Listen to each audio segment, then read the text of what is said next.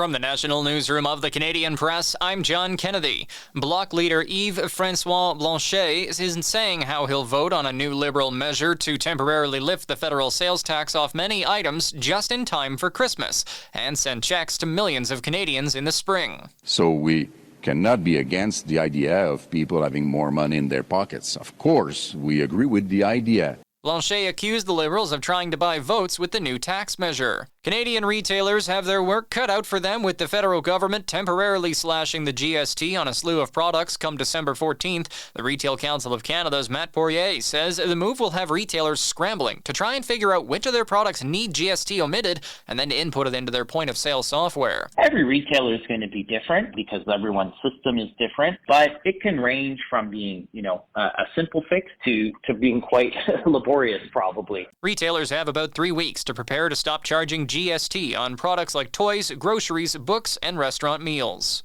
Uncertainty is a key theme at this year's 3-day gathering in Halifax of political leaders, defense officials, and policy analysts. The Halifax International Security Forum will see more than 300 delegates from over 60 countries come together and promote democratic values around the globe. They'll discuss threats to the Canadian Arctic from Russia and China, the ongoing conflict in Ukraine, and whether Western countries should continue to back Ukraine. It comes less than 3 weeks after Donald Trump's United States presidential election victory, which has raised questions about U.S. military support for threatened democracies of Ukraine or Taiwan.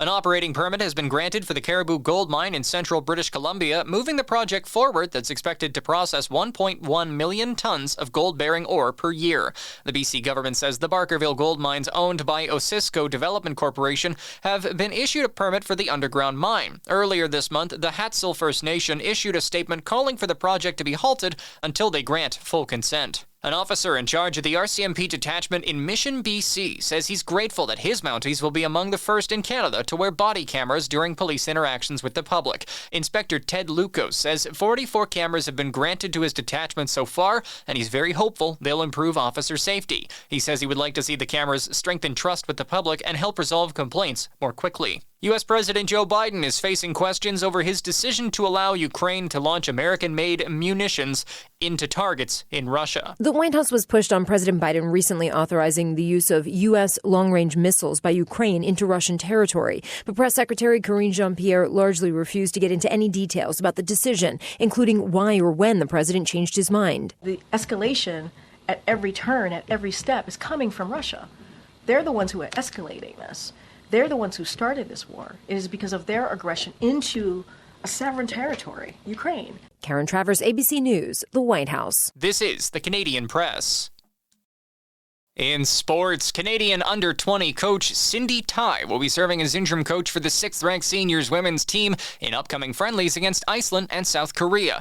Canada Soccer has said head coach Bev Priestman will not be returning following recent independent reports into the Olympic drone spying scandal. Priestman is currently serving a 1-year suspension from FIFA. Former Danish national team midfielder Anja Heiner Molar is Vancouver Rise FC's first head coach. The 46-year-old joins the Northern Super League club following 2 years as head coach of Denmark's U19 national women's team. She previously coached the Danish Women's League and spent 3 years as an academy coach with the Vancouver Whitecaps FC. Shohei Ohtani is expected to win his 3rd MVP award and first in the National League, while Aaron Judge is likely to earn his 2nd AL honor when the Baseball Writers Association announces its balloting. Ohtani was unanimously voted the AL MVP in 2021 and 2023 as a two-way star for the Los Angeles Angels. From the Canadian Press, I'm John Kennedy. Thanks for listening. Don't forget to follow and subscribe. For more of today's top stories, visit thecanadianpressnews.ca.